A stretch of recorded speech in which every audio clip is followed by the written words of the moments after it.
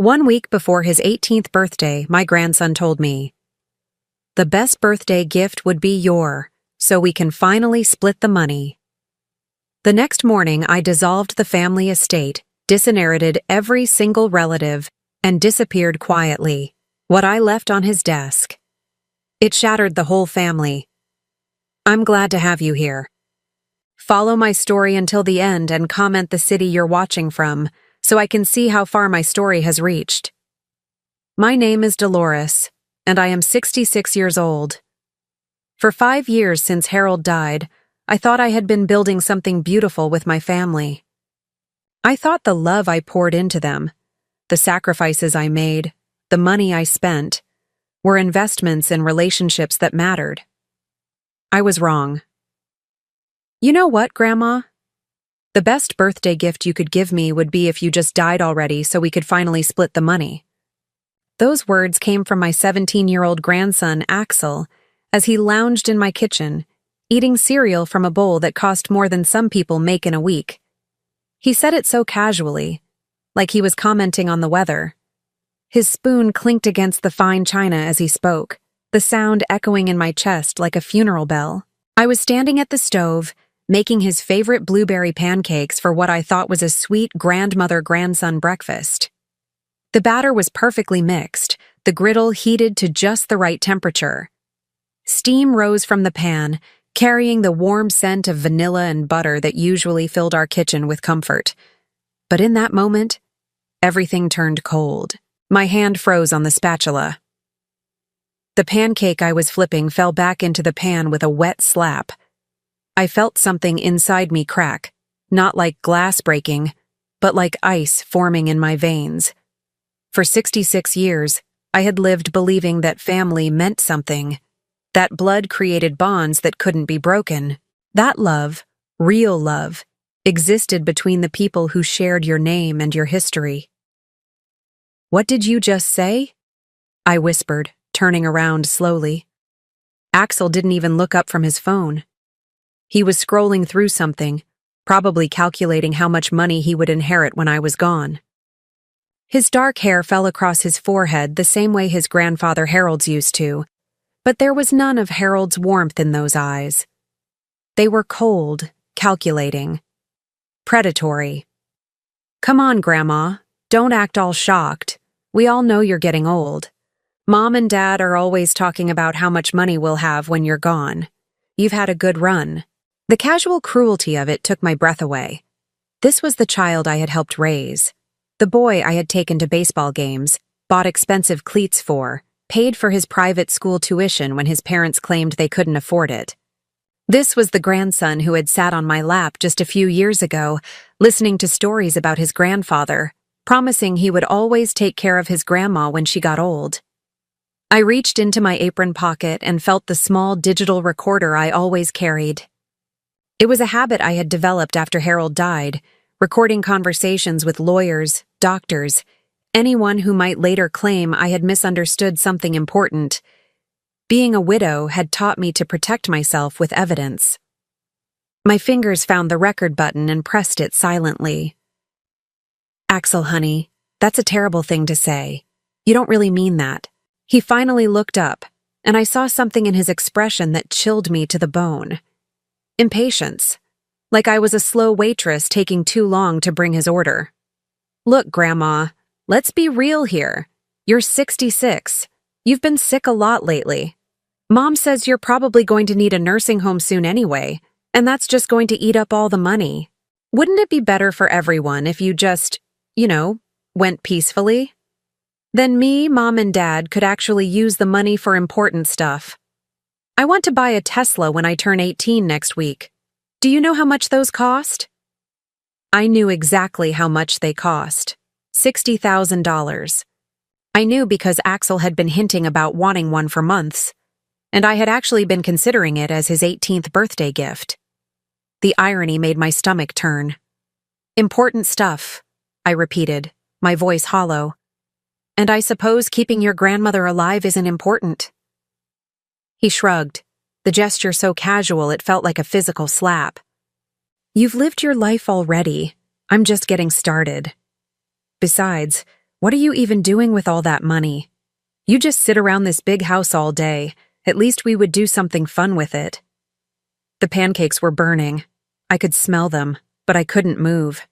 I stood there watching my grandson, this young man I had loved unconditionally, reduce my entire existence to an inconvenient obstacle between him and a sports car. Your parents feel the same way? I asked quietly. Are you kidding? Dad's been researching nursing homes for months. He found this place in Florida that only costs like $3,000 a month. Mom says once you're there, you'll probably forget all about us anyway, so it'll be like a win-win situation. $3,000 a month. I was currently giving this family $8,000 every month to cover their mortgage, car payments, credit cards, and Axel's allowance. $8,000 that came from the life insurance money Harold had left me. Money that was supposed to last me through my golden years. I thought about Harold then, about how he used to sit in that very chair where Axel now sat, reading me the morning paper over coffee. Harold would bring me wildflowers from the garden and tell me I was still as beautiful as the day he married me. He would never have imagined that the grandson who carried his name would someday sit in his chair and wish for his wife's death. Grandma, the pancakes are burning. Axel's voice snapped me back to the present. I turned off the burner and stared down at the blackened pancakes, seeing them as a perfect metaphor for this conversation. Something that started sweet and promising, ruined by carelessness and cruelty. I scraped the burnt pancakes into the garbage disposal, the grinding sound masking the tears that were starting to fall. When I turned back around, Axel was gone. His empty cereal bowl sat on the counter, and I could hear his car starting in the driveway. He had gotten what he came for, breakfast and the opportunity to tell his grandmother she should die for his convenience. And now he was moving on with his day.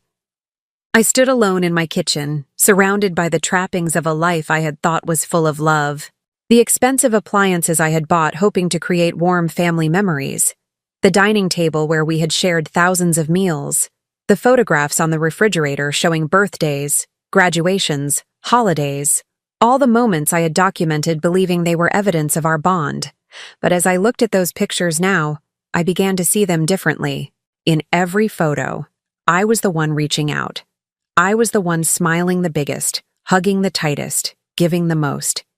And everyone else was just going through the motions. I walked to my bedroom and sat heavily on the edge of the bed Harold and I had shared for 44 years. His pillow still carried a faint trace of his aftershave, even after 5 years. I pressed my face into it and let myself cry for the first time since his funeral. When the tears finally stopped, I opened the drawer of my nightstand and pulled out a small leather journal. It was where I had been recording things since Harold died. Not just financial information, but observations about my family that had been troubling me. Patterns I had noticed but dismissed. Comments that seemed cruel, but that I had explained away as jokes or misunderstandings. Now, reading through my own handwriting, I saw the truth that had been staring me in the face for years. This wasn't a family. This was a business arrangement. And I was the cash cow that everyone was waiting to slaughter. I picked up my pen and wrote today's entry. Axel told me the best birthday gift I could give him would be my death so they could split my money. He's 17 years old and already sees me as nothing more than an ATM with an expiration date. As I wrote, something shifted inside me. The grief was still there, raw and painful, but it was being joined by something else. Something harder and colder. If my family saw me as nothing more than a source of money, then perhaps it was time to show them what life looked like without that source.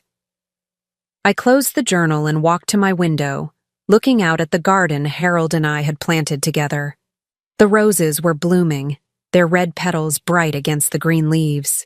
Harold used to say that roses were proof that beautiful things could have thorns, that sometimes the most gorgeous flowers were the ones that could draw blood if you weren't careful how you handled them. Standing there, watching those roses sway in the afternoon breeze, I realized that maybe it was time for this particular rose to show her thorns. After all, if they were so eager for me to die, perhaps they should experience what that loss would actually mean. Not the money they expected to inherit, but the void that would be left behind when someone who had given everything finally stopped giving. The digital recorder was still in my pocket, its red light blinking silently. Evidence of what my grandson really thought of me. The first piece of a puzzle I was only beginning to understand. But understanding was just the beginning. What I did with that understanding would determine whether I spent my remaining years as a victim of their greed or as someone who finally learned to protect herself from the people who were supposed to love her most. 3 days after Axel's devastating comment, I made a discovery that changed everything. What I found that Thursday evening wasn't just proof of my family's greed. It was evidence of a calculated conspiracy that had been brewing right under my nose. I had driven to Livia and Quentin's house to drop off some documents they needed for their mortgage refinancing. Documents I was helping them with because they claimed they couldn't afford the lawyer fees. The irony of that wasn't lost on me now, knowing they were simultaneously planning my demise so they could inherit money they thought I had. Their house was a modest 2-story colonial that I had helped them buy 8 years ago with a $40,000 down payment. The mortgage payments, insurance, and most of their monthly bills came directly from my checking account. Standing on their front porch with an envelope full of financial paperwork, I realized I was literally holding the evidence of how completely I had supported this family. I rang the doorbell, but no one answered. Livia's car was in the driveway, and I could see lights on in the living room, so I knew they were home. I tried knocking, then decided to use the spare key they had given me years ago for emergencies. After all, I was practically paying for the house. As I stepped into the foyer, I heard voices coming from the kitchen. Familiar voices, but speaking in tones I had never heard before. Low, urgent, conspiratorial. My daughter Livia, my son-in-law Quentin, and unmistakably, my grandson Axel. I should have announced myself. I should have called out and let them know I was there. Instead, something made me freeze in place and listen. Later, I would realize it was self-preservation instinct finally kicking in after years of willful blindness. The thing is, we need to be smart about this, Quentin was saying. His voice carried that tone he used when discussing business deals, calculated and cold. We can't just wait around hoping she dies naturally. She could live another 20 years, and by then, there won't be anything left. Especially if she needs long-term care, Livia added. Do you know how much those places cost? We could lose everything. My heart stopped. They were talking about me like I was a stock portfolio they needed to liquidate before it lost value. So, what are you suggesting? Axel asked, and I could hear the eagerness in his 17-year-old voice. The same voice that used to call me the best grandma in the world. I'm saying we need to encourage her to make some changes, Quentin continued. Get her to move into assisted living sooner rather than later. Once she's there, we can get power of attorney, claim she's not mentally competent to handle her own finances. I pressed myself against the wall, my hand covering my mouth to keep from gasping audibly. They weren't just waiting for me to die. They were planning to have me declared incompetent so they could steal my money while I was still alive. How do we do that? Livia asked. She's sharp as a tack.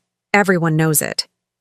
Not everyone, Quentin said, and I could hear the smile in his voice. I've been documenting incidents, little things, times when she forgot something or seemed confused about dates. I've been building a file. What kind of file? Axel wanted to know.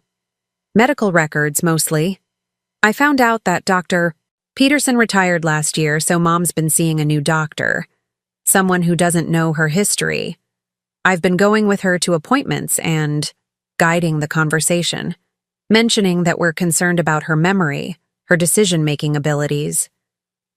My blood turned to ice. Quentin had been sabotaging my medical care, planting seeds of doubt about my mental capacity with a doctor who didn't know me well enough to see through the manipulation. That's brilliant, Livia breathed. How long before we can make it official? A few more months, maybe. The key is to be gradual about it. We can't rush this process or it'll look suspicious. What about the money? Axel asked. How much are we really talking about here?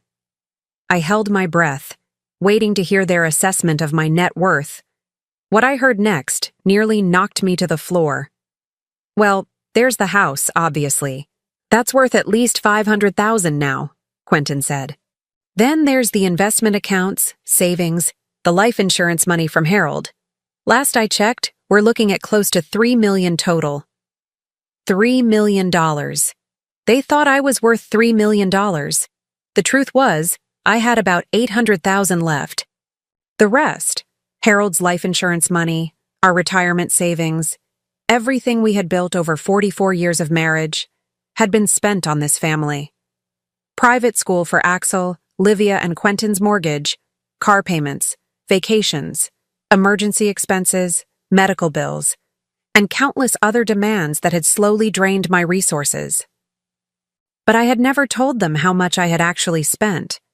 I had never wanted them to feel guilty about accepting my help. So they continued to believe I was sitting on a fortune that simply didn't exist anymore. $3 million, Axel whistled softly. That's enough for my Tesla, plus college, plus whatever I want after that. Don't forget we have expenses too, Livia reminded him. Dad and I have been struggling to keep up with everything. This house, the cars, our credit cards. We need that money just as much as you do. There's enough for everyone, Quentin said diplomatically. The important thing is making sure we get control of it before she does something stupid with it. Like what? Livia asked. Like giving it to charity, or deciding to travel the world, or worse, getting remarried. You know how these lonely old women are. They're vulnerable to smooth-talking men who want to take advantage of them. The irony was staggering. They were worried about someone else taking advantage of me while they were actively plotting to do exactly that. So what's our timeline? Axel pressed. I'm thinking we start putting more pressure on her after your birthday next week, Quentin said. We'll start suggesting that living alone isn't safe for someone her age. Maybe mention a few incidents where she seemed confused or forgetful. Get her used to the idea that she needs more help than she's been admitting. And then? Livia prompted. Then we help her choose a nice facility, somewhere comfortable but not too expensive. We want to preserve as much of the estate as possible. What if she refuses? Axel asked. She won't have a choice if she's been declared incompetent, Quentin explained patiently, like he was teaching a business seminar. Once we have power of attorney, we make all the decisions. Where she lives, how her money gets spent, everything. I had heard enough, more than enough. I backed quietly toward the front door, my heart pounding so hard I was sure they would hear it in the kitchen. My hands were shaking as I turned the key in the lock and slipped back outside. Sitting in my car in their driveway, I stared at the house I had helped them buy, processing what I had just learned. This wasn't a family meeting about normal concerns. This was a calculated conspiracy to defraud me, to steal my independence, and to warehouse me in some cheap facility while they lived off the money I had spent 44 years earning and saving. The worst part wasn't even the money. It was the methodical, business-like way they had discussed destroying my life. There was no emotion in their voices, no guilt or hesitation. They talked about having me declared incompetent, the same way they might discuss refinancing a loan or choosing a vacation destination. I thought about Axel's comment 3 days earlier, about how the best birthday gift would be my death. Now I understood that death would actually be inconvenient for them. They needed me alive but helpless, a cash cow they could milk until every last penny was gone. As I drove home through the familiar streets of the neighborhood where I had lived for 23 years, I felt something fundamental shift inside me. The grief and shock from Axel's comment were still there, but they were being joined by something harder and more dangerous. Clarity. For the first time in years, I was seeing my family with absolute clarity, not through the lens of love and hope and willful blindness, but with the sharp focus of someone who had finally stopped making excuses for inexcusable behavior. They thought I was a naive old woman who could be easily manipulated. They thought I was so desperate for their love that I would never question their motives or protect myself from their schemes. They thought I was weak, vulnerable, and stupid. They were about to learn how wrong they were. Back in my house, I went to my bedroom and opened the drawer where I kept my important papers. Behind my birth certificate and social security card was something I had hoped I would never need: a second will. One I had written and had notarized 5 years ago, right after Harold died, when I was feeling paranoid about making sure my affairs were in order. This will was very different from the one my family knew about. The official will that my lawyer had filed left everything to Livia and, through her, to Axel. But this second document, this insurance policy I had created in a moment of widow's caution, had a very different beneficiary list. I pulled out the sealed envelope and held it in my trembling hands. Inside was a document that would change everything. A document that represented a choice I had hoped I would never have to make. But after what I had overheard tonight, I realized this wasn't really a choice at all. It was survival. I opened my journal and wrote, "They think I have $3 million. They have no idea I've already spent most of it on them. They're planning to have me declared incompetent and steal what's left. They think I'm weak and confused and easy to manipulate." I paused, pen hovering over the page, then added, "They're wrong about everything. And they're about to find out exactly how wrong." Tomorrow was Friday. Next week, Axel would turn 18 and expect his $50,000 birthday gift. The week after that, they planned to begin their campaign to have me declared incompetent and institutionalized. But I had plans of my own now. Plans they couldn't imagine and wouldn't see coming until it was far too late to stop them. After all, they wanted to treat me like a foolish old woman who didn't understand what was happening around her. Perhaps it was time to show them just how much this foolish old woman had been understanding all along. The morning after discovering my family's conspiracy, I woke with a strange sense of calm. For the first time in years, I wasn't wondering if I was being too sensitive or misinterpreting their behavior. I had heard the truth with my own ears, recorded it on my digital device, and now I knew exactly where I stood. I was no longer their beloved grandmother and mother. I was their mark. But what they didn't know was that their mark had been watching them much longer than they had been watching me. While they thought they were being clever with their little schemes, I had been documenting their behavior in my journal for months. Every cruel comment dismissed as a joke, every financial demand justified as a temporary need, every manipulation disguised as concern for my welfare. I had just been too afraid to believe what the evidence was telling me. Now I was ready to conduct my own test. I started with Livia. My daughter called that Friday morning, as she did every week, ostensibly to check on my well-being, but really to monitor my financial situation. "Hi, Mom. How are you feeling today?" Her voice carried that artificially sweet tone she used when she wanted something. "Actually, I'm worried about something," I said, settling into Harold's old chair with my morning coffee. "I had a meeting with my financial advisor yesterday, and he told me something disturbing."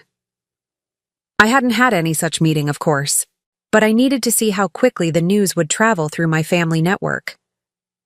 "What kind of something?" Livia's voice sharpened with interest. "Well, you know how I've been helping you and Quentin with the mortgage and other expenses?" I paused, letting the question hang. It turns out I may have been more generous than I should have been. "What do you mean?" Now she sounded genuinely worried. "My advisor says at the rate I've been spending, I might need to cut back significantly. He's concerned about my long-term financial security." The silence on the other end of the line stretched for several seconds. When Livia finally spoke, her voice was carefully controlled. "How much of a cutback are we talking about? Not, 'Are you okay?' Or, 'What can we do to help?' Just immediate concern about how this might affect their cash flow." He suggested I might need to reduce the monthly support I give you from $8,000 down to maybe $2,000, just until I can get a better handle on my situation. $2,000? Livia's voice pitched higher. Mom, that won't even cover our mortgage payment. We're counting on that money.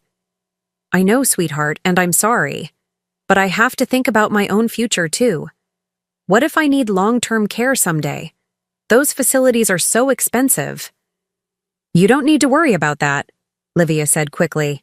If something happens, we'll take care of you. You don't need to hoard money for some nursing home. Hoard money.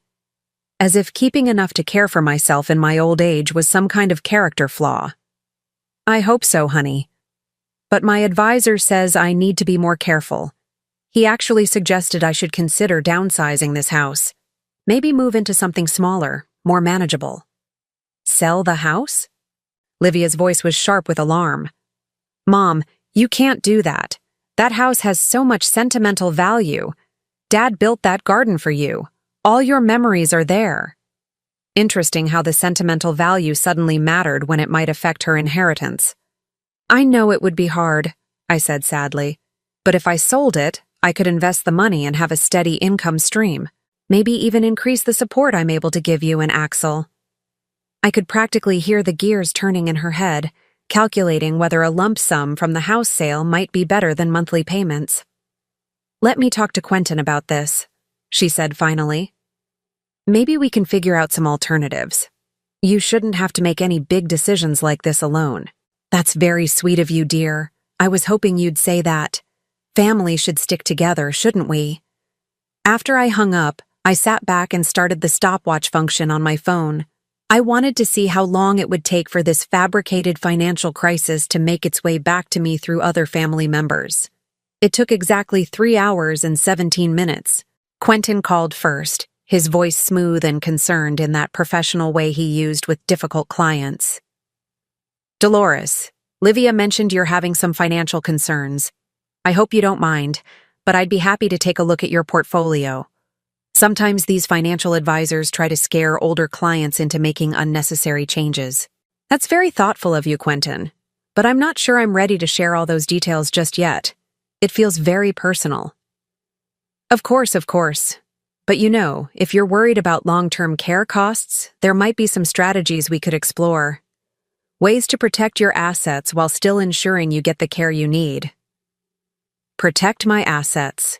He meant hide them so I could qualify for government assistance while preserving their inheritance. What kind of strategies?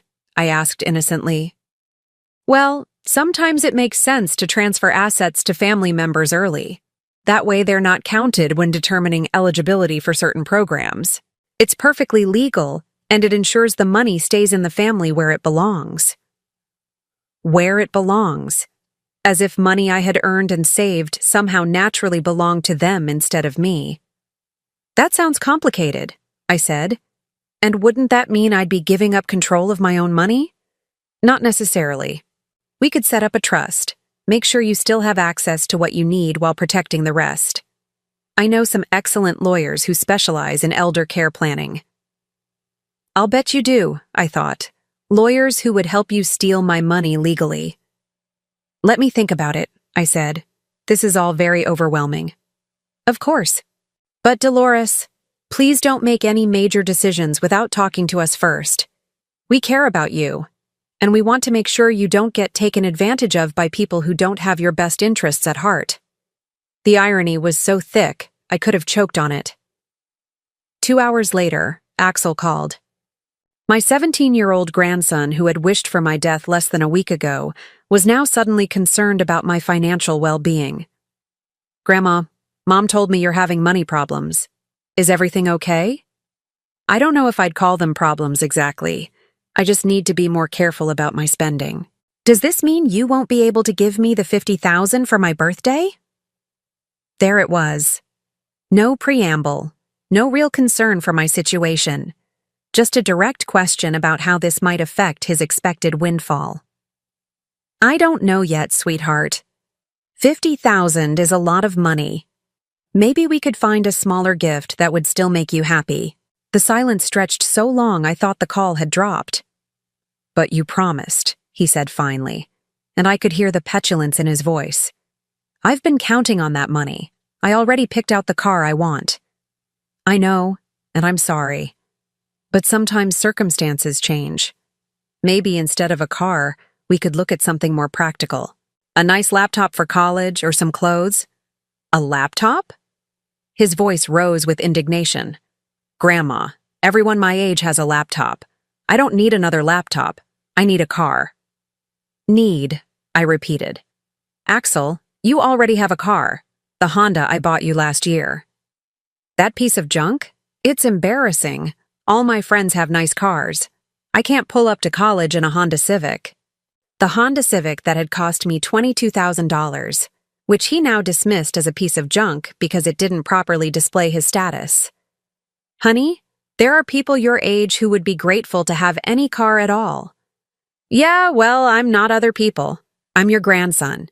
You're supposed to want good things for me. The entitlement was breathtaking. In his mind, my love was directly proportional to the amount of money I was willing to spend on him. If I couldn't afford to buy him a Tesla, it meant I didn't care about his happiness. I do want good things for you, I said quietly. But maybe we have different ideas about what good things means. Whatever, he muttered. I guess I'll have to figure something else out. After he hung up, I sat in Harold's chair for a long time, thinking about the 3 conversations I had just had. My fictional financial crisis had revealed everything I needed to know about my family's true feelings. Not one of them had expressed genuine concern for my well-being. Not one had offered to help me through a difficult time. Their only worry was how my imaginary money problems might affect their access to my very real money. But the most telling part was how quickly they had all jumped to the same solution. I should give them control of my assets, for my own protection. They weren't even being subtle about it anymore. That evening, I called my real financial advisor, Martin Henderson. Martin had been managing Harold's and my investments for 12 years, and he was one of the few people who knew the true state of my finances. Dolores, he said warmly when his secretary put me through. How are you doing? I haven't heard from you since our quarterly review last month. I'm doing well, Martin, but I need to ask you about something. If I wanted to make some significant changes to my estate planning, what would that process look like? What kind of changes are you considering? Let's say I wanted to remove my current beneficiaries and designate new ones. How quickly could that be done? There was a pause. Martin knew my family situation, knew how much I had been supporting Livia and Quentin financially. Is everything all right, Dolores? Everything is becoming very clear, I said, which is different from being all right, but it's progress. Changes like that can be made relatively quickly if you're certain about them. Are you certain? I thought about Axel's casual wish for my death. I thought about the conspiracy meeting I had overheard. I thought about 3 phone calls today that had confirmed everything I had feared about my family's motivations. I'm certain, I said. When can we meet? How about Monday morning, 10 o'clock? Perfect. And Martin, I want you to prepare several different options. I may be making some very substantial changes. After I hung up, I walked through my house, looking at it with new eyes. This house that Livia was so concerned about me selling. The house where Harold and I had built our life together, where we had raised our daughter, where we had dreamed about growing old surrounded by people who loved us. It was still a beautiful house, full of beautiful memories. But it was also a shrine to a life that no longer existed. Harold was gone, and the family I thought we had created together was nothing but an illusion maintained by my monthly financial contributions. Maybe it was time to stop living in a shrine to the past and start building something real for whatever future I had left. In my bedroom, I opened my journal and wrote, Today I tested them. They failed completely. They don't see me as a person with my own needs and fears and rights. They see me as a resource to be managed and eventually consumed. The test is over. Now it's time for the results. Outside my window, the garden Harold and I had planted together was in full bloom. Roses, daisies, hollyhocks, all the flowers we had chosen because they would come back year after year. creating something beautiful that would last. But even the most beautiful garden needed tending, and sometimes tending meant pulling up the weeds that were choking out everything else. Tomorrow was Saturday. Axel's birthday party was next Friday. By then, I needed to have all my pieces in place. Because if my family wanted to treat me like a naive old woman who could be easily manipulated, I was going to show them exactly how naive this old woman really was. By Monday morning, I had made all the necessary appointments. Martin Henderson, my financial advisor. Robert Chen, my estate attorney. Dr. Patricia Williams, a geriatric psychiatrist whom Martin had recommended. Each of them now had copies of my digital recordings, my journal entries, and a detailed timeline of my family's behavior over the past 6 months. I wasn't just protecting myself anymore. I was building an airtight case. The changes to my will were executed by Tuesday. The transfer of assets began on Wednesday. By Thursday, exactly 1 week after I had overheard that devastating conversation in my daughter's kitchen, everything was in place. Friday morning dawned crisp and clear. Axel's 18th birthday.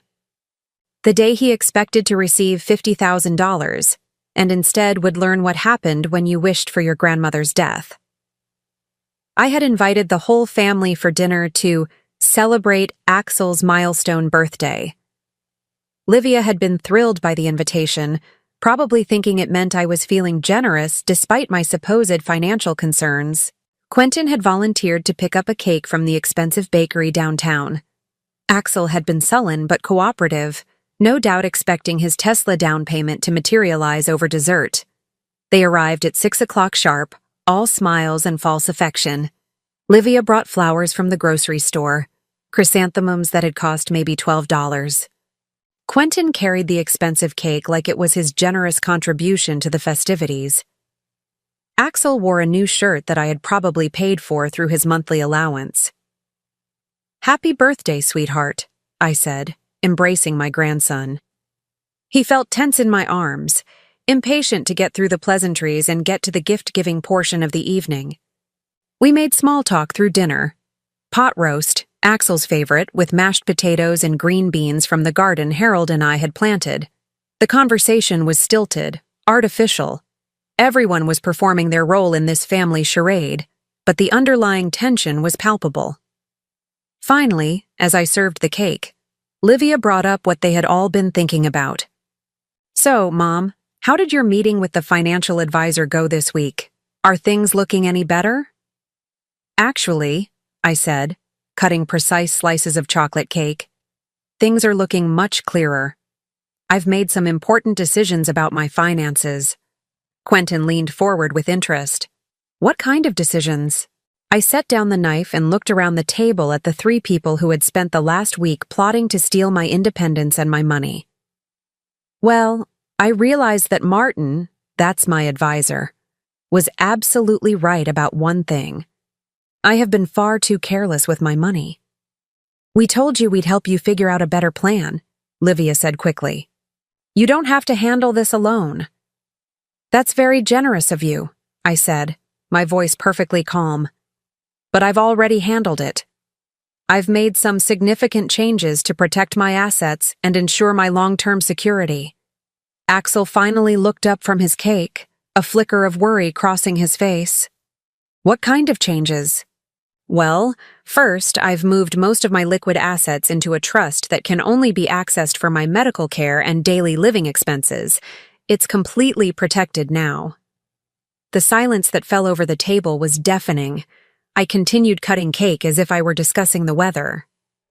"I've also made arrangements for my ongoing care. If I ever become unable to manage my own affairs, there's a professional guardian service that will step in. I'll never have to worry about being taken advantage of by people who might not have my best interests at heart." Quentin's fork clattered against his plate. "Dolores, that seems a bit extreme. Family should take care of family." "I couldn't agree more," I said, meeting his eyes directly. "Family should take care of family. They should protect each other. They should never, ever conspire to steal from each other." The temperature in the room seemed to drop 10 degrees. Livia's face went pale. Mom, what are you talking about? I reached into my sweater pocket and pulled out my small digital recorder. I set it on the table next to the birthday cake, its silver surface gleaming in the chandelier light. I'm talking about the conversation you had last Thursday evening. The one where you discussed having me declared mentally incompetent so you could steal my money. The one where you planned to warehouse me in some cheap facility while you lived off my life savings. Axel's mouth fell open. Quentin started to speak, but I held up my hand. Please, let me finish. I've been very patient, listening to all of you scheme and plot. Now it's your turn to listen. I pressed the play button on the recorder. Quentin's voice filled the dining room, crystal clear and utterly damning. I'm saying we need to encourage her to make some changes. Get her to move into assisted living sooner rather than later. Once she's there, we can get power of attorney, claim she's not mentally competent to handle her own finances. I let it play for 30 seconds before hitting stop. The silence that followed was absolute. 27 minutes, I said conversationally. That's how long you spent discussing the best way to destroy my life. Very thorough, very detailed, very recorded. Livia was staring at the device like it was a poisonous snake. Mom, you don't understand. We were just worried about you. Worried about me? I laughed, and the sound was sharp enough to make them all flinch. Let me play another part for you. I fast-forwarded to Axel's voice. 3 million. That's enough for my Tesla, plus college, plus whatever I want after that. Axel went white. Grandma, I didn't mean— Oh, but you did mean it, I interrupted. Just like you meant it when you told me the best birthday gift I could give you would be my death so you could split the money. Yes, I recorded that conversation too. I reached into my other pocket and pulled out a manila envelope, placing it beside the recorder. This contains copies of all my recordings, my journal entries documenting your behavior over the past year, and statements from 3 medical professionals confirming that I am of completely sound mind. It also contains copies of the new legal documents I've executed this week. Quentin found his voice first, though it came out as a hoarse whisper. What kind of legal documents? A new will, for starters. The old one left everything to Livia and Axel. This one has different beneficiaries entirely. Who? Livia's voice was barely audible. The American Cancer Society, the local food bank, the children's hospital where I used to volunteer, organizations that actually help people instead of exploiting them. Axel shot to his feet, his chair scraping against the hardwood floor. You can't do that. That money is supposed to be ours. Actually, I said, still sitting calmly with my hands folded, that money is mine. I earned it. I saved it. And I can leave it to whoever I choose. But we're your family. Livia's voice cracked with desperation. Are you? I asked quietly. Because family members don't usually conspire to steal from each other. Family members don't wish for each other's deaths.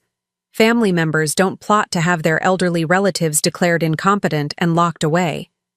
We would never have actually gone through with it, Quentin said quickly. We were just discussing options. For 27 minutes, in great detail, including specific timelines and methods. I picked up the recorder again. Would you like me to play the part where you discussed which nursing homes would be cheapest? This is insane, Axel said, his voice rising. You're punishing us for having a private conversation. A private conversation about destroying my life and stealing my money, I replied. Yes. I suppose I am punishing you for that. I stood up slowly, feeling strangely calm despite the chaos erupting around me. There's more, I said. I've also made arrangements for my monthly financial support to end immediately. The $8,000 I've been giving you each month? That stops today. Livia gasped. Mom, we can't afford— You'll figure it out, I said. After all, you're both capable adults. You managed before I started helping you, and you can manage again. You're destroying this family, Quentin accused, his professional composure finally cracking. No, I said firmly. You destroyed this family when you decided to see me as nothing more than a source of money. When you taught your son that his grandmother's death would be a birthday gift.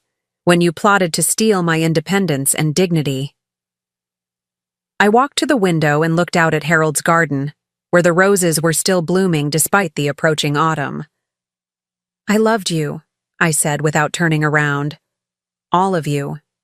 I would have given you anything you needed, supported you through any crisis, been there for you no matter what. All I wanted in return was to be treated with basic respect and decency. Mom, please, Livia was crying now. We can fix this. We can start over. I turned back to face them, and I felt something settle in my chest. Something that might have been peace.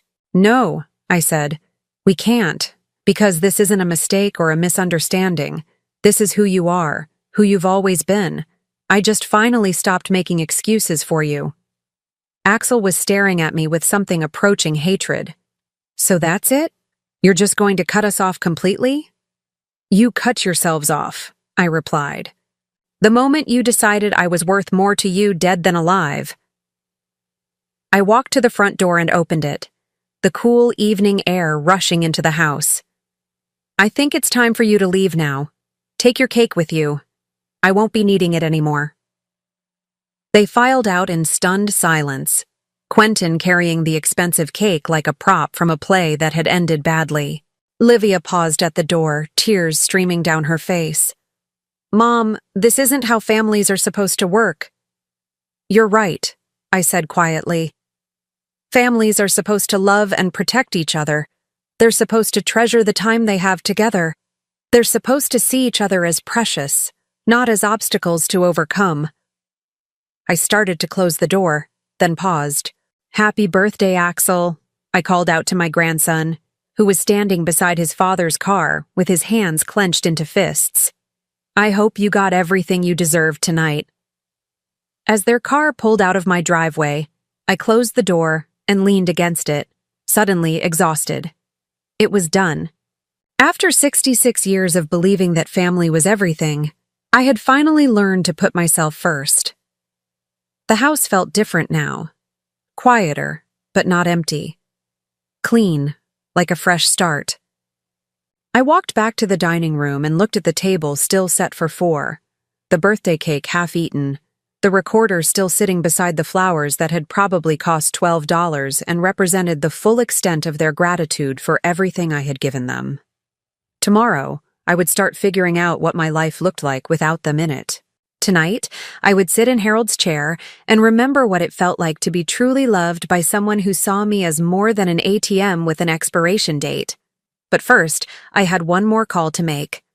I picked up my phone and dialed Martin Henderson's number. Martin? It's Dolores. Yes, I know it's late. I wanted you to know that the family meeting went exactly as expected. You can proceed with the final transfers we discussed.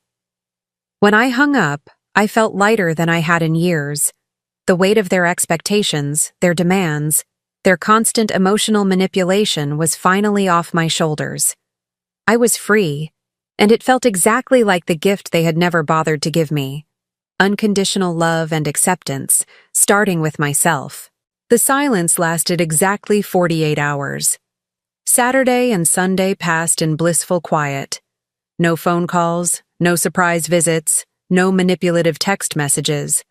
For the first time in years, I woke up each morning without the weight of their expectations crushing down on me. I made coffee for one, read the newspaper without interruption, and tended Harold's garden without anyone commenting on how I was overdoing it for someone my age.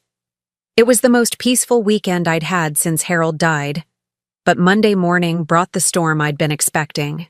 The first call came at 7:15 while I was watering the roses. Livia's number flashed on my phone screen, and I let it go to voicemail.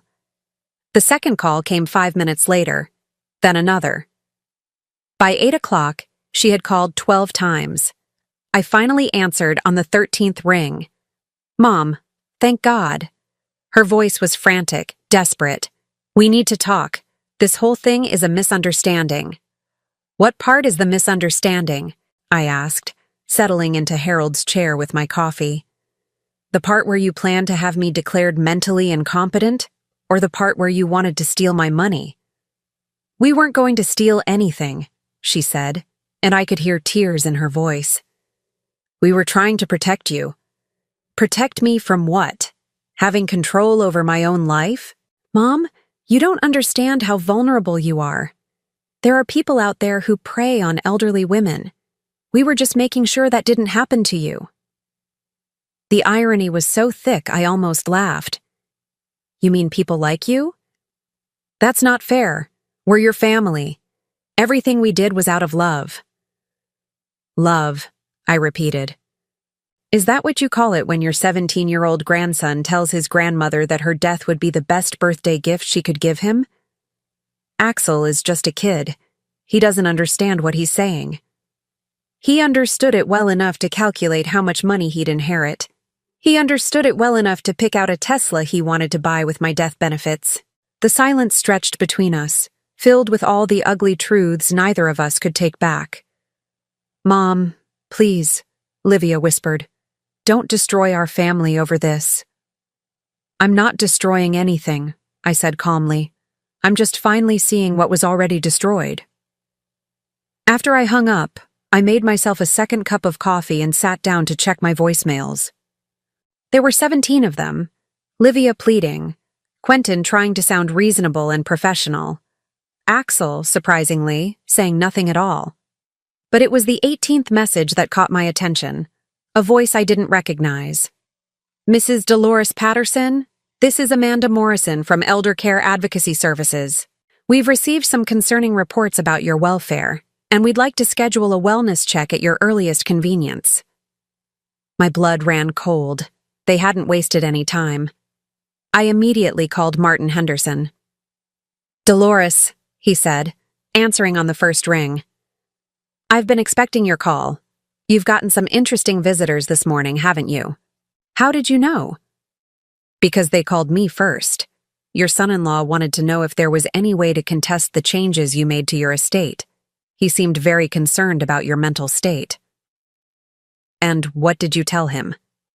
I told him that I've been working with you for 12 years, that you're as sharp as ever, and that any attempts to question your competency would be met with the full documentation we've prepared, including those recordings.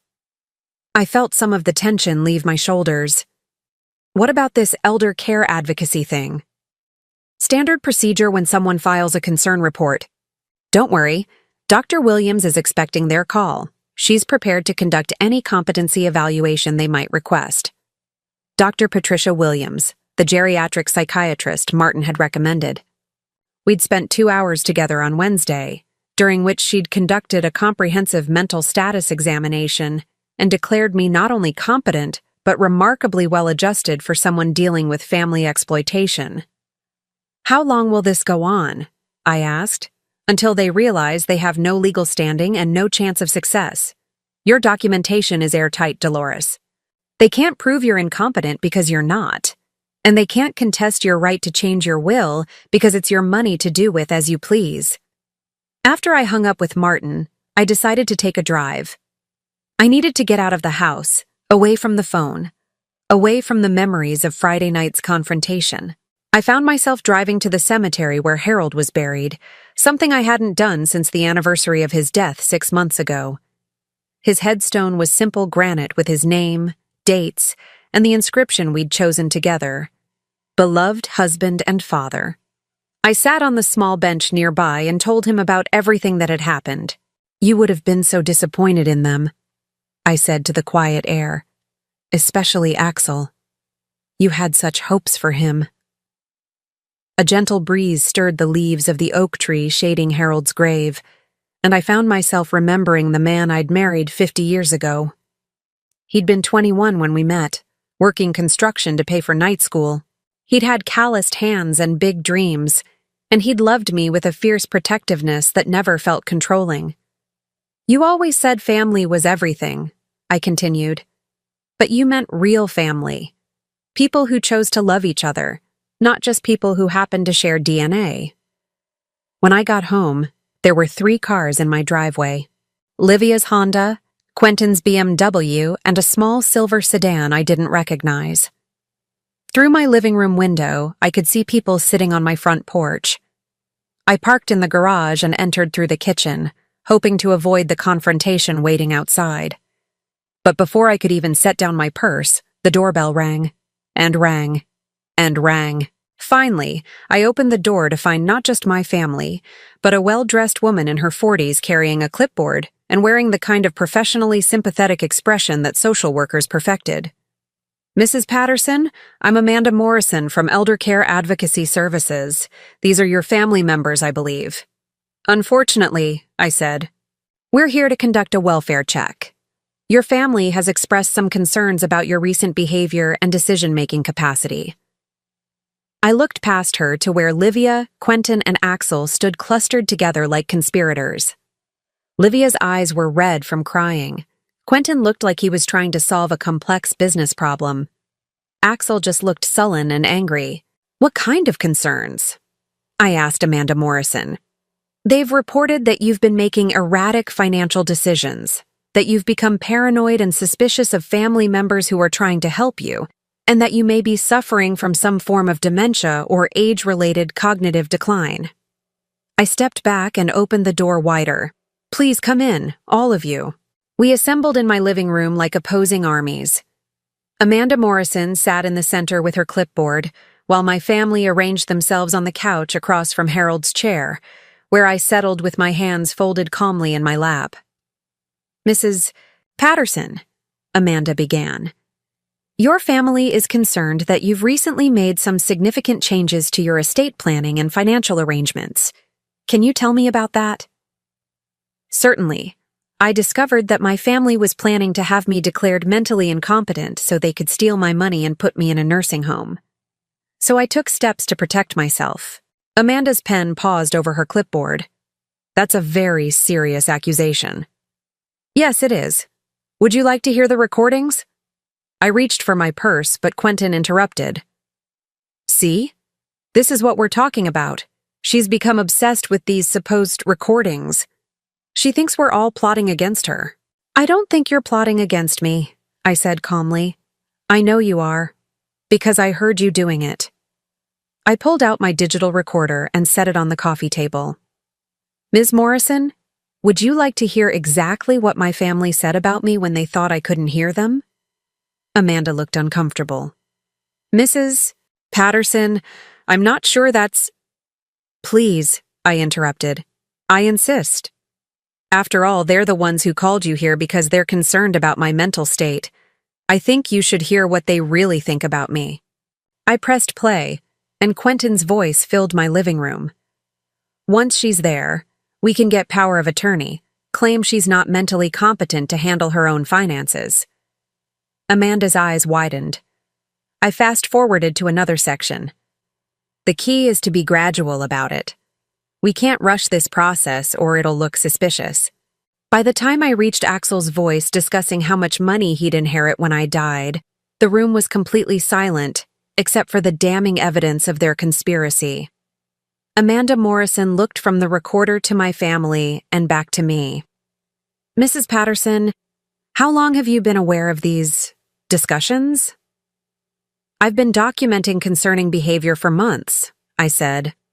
"But I overheard this particular conversation last Thursday evening, the day before I changed my will." "You changed your will in response to this?" "I protected myself in response to this. Wouldn't you?" Amanda turned to Livia. "Ma'am, is this recording accurate?" Livia's face was red with embarrassment and anger. "It's taken completely out of context. We were just discussing what would happen if Mom needed care. Every family has these conversations."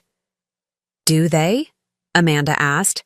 "Do most families discuss having elderly relatives declared incompetent and placed in the cheapest possible facilities?" "We would never actually do that," Quentin said quickly. "We were just exploring options." "For 27 minutes, I added, "with very specific timelines and strategies." Amanda made several notes on her clipboard, then looked back at me. "Mrs. Patterson, can you tell me about the financial changes you've made?" "I moved most of my assets into a protected trust that can only be used for my care." I appointed a professional guardian service to oversee my affairs if I ever become unable to do so myself. And I changed my will to leave my estate to charitable organizations instead of to people who see me as an obstacle to their inheritance. And you made these decisions voluntarily, without any outside pressure or influence?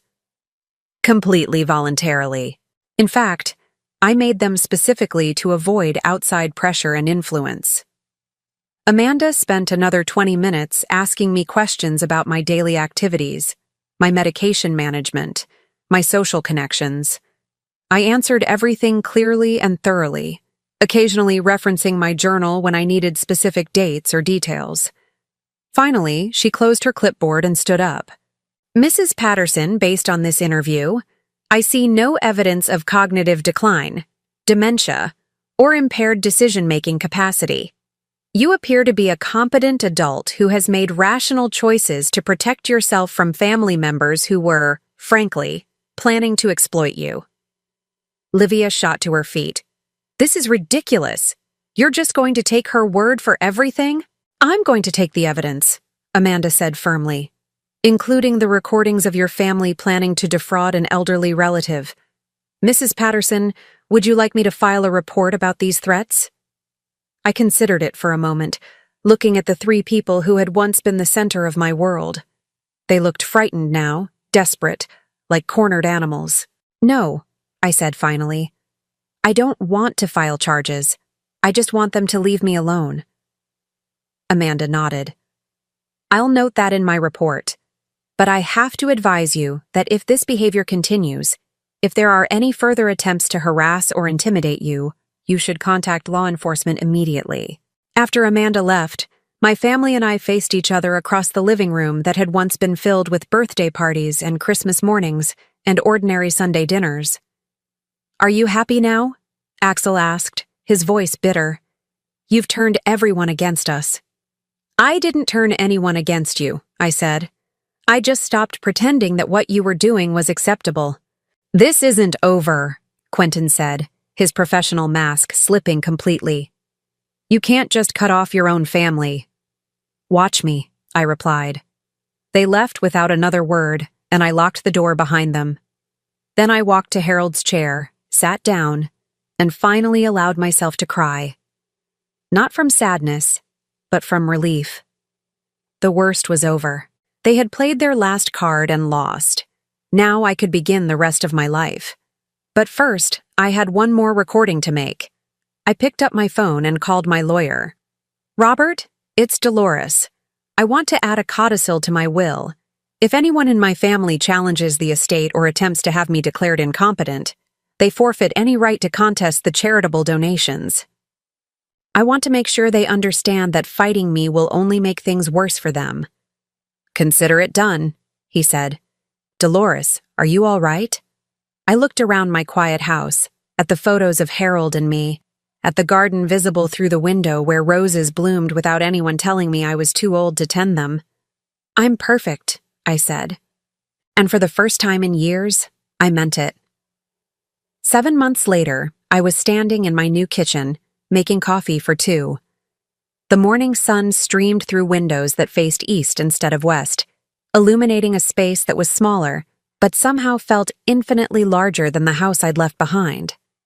I had sold the family home 3 weeks after the confrontation, not because I needed the money, but because I needed the freedom. Every room in that house had been haunted by memories of people who had never really loved me, and ghosts of the woman I used to be, the one who had confused financial support with maternal obligation. My new home was a charming 2-bedroom cottage in a retirement community called Willowbrook Gardens. It wasn't one of those sterile institutional places my family had researched.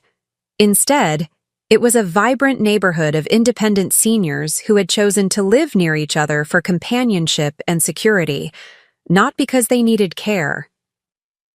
The doorbell rang at exactly 8 o'clock, as it did every Tuesday morning. "Good morning, sunshine," called Margaret Winters as she let herself in with the spare key I'd given her. Margaret was 72, a retired teacher who lived 3 houses down and had become my closest friend in this new life I'd built.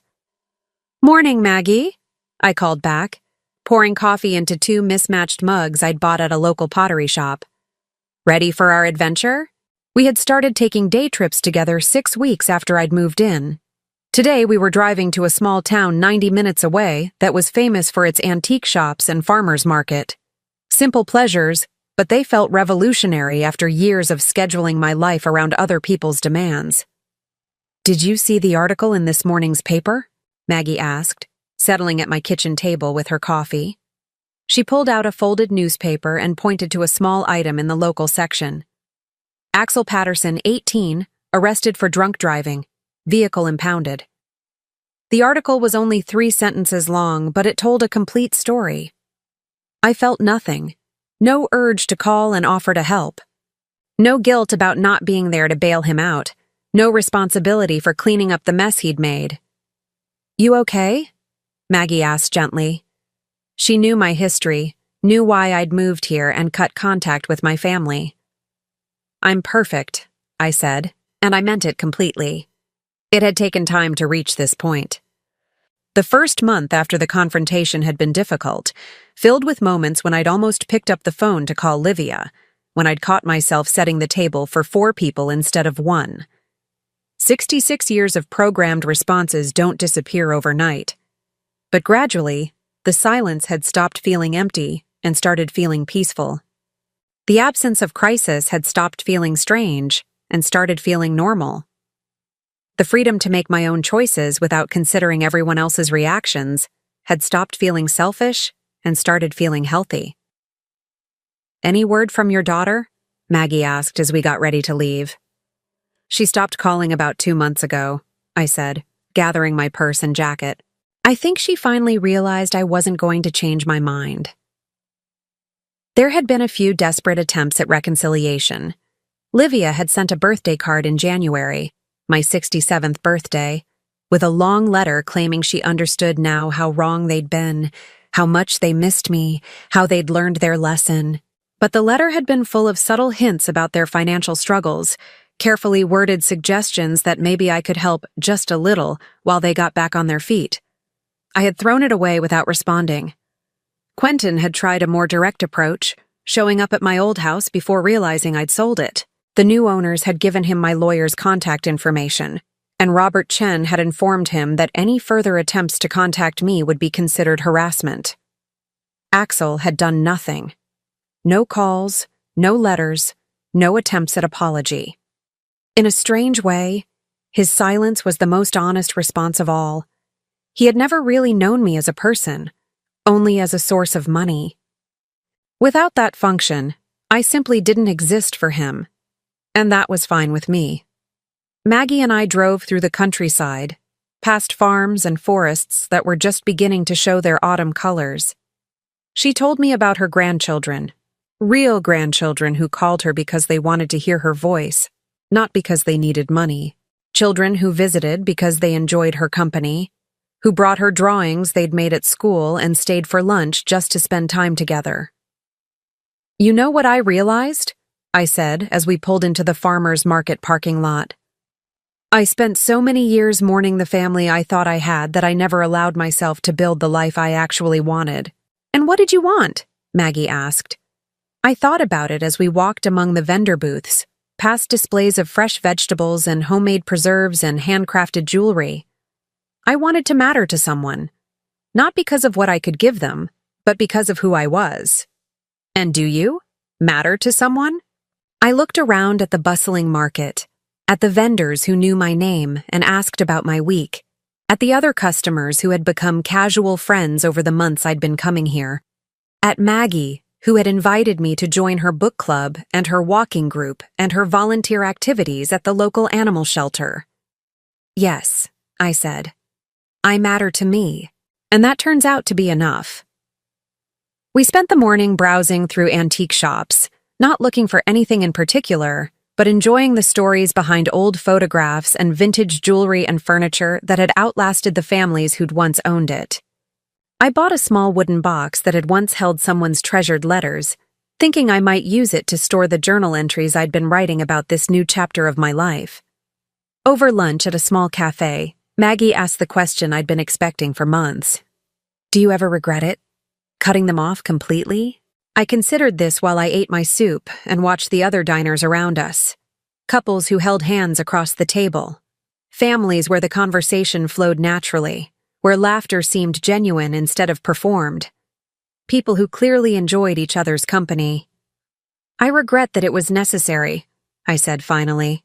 I regret that the people I loved most in the world saw me as nothing more than a resource to be exploited. I regret that I spent so many years making excuses for inexcusable behavior. I paused, then added, but I don't regret protecting myself. I don't regret choosing my own well-being over their convenience. And I don't regret discovering what my life could be like when it's actually mine. On the drive home, I told Maggie about the letter I'd received the previous week from the children's hospital. They'd used part of my donation to fund a new playroom in the pediatric ward, and they'd sent photos of children who were dealing with serious illnesses but still finding reasons to smile and laugh and play. That money is doing something beautiful now, I said.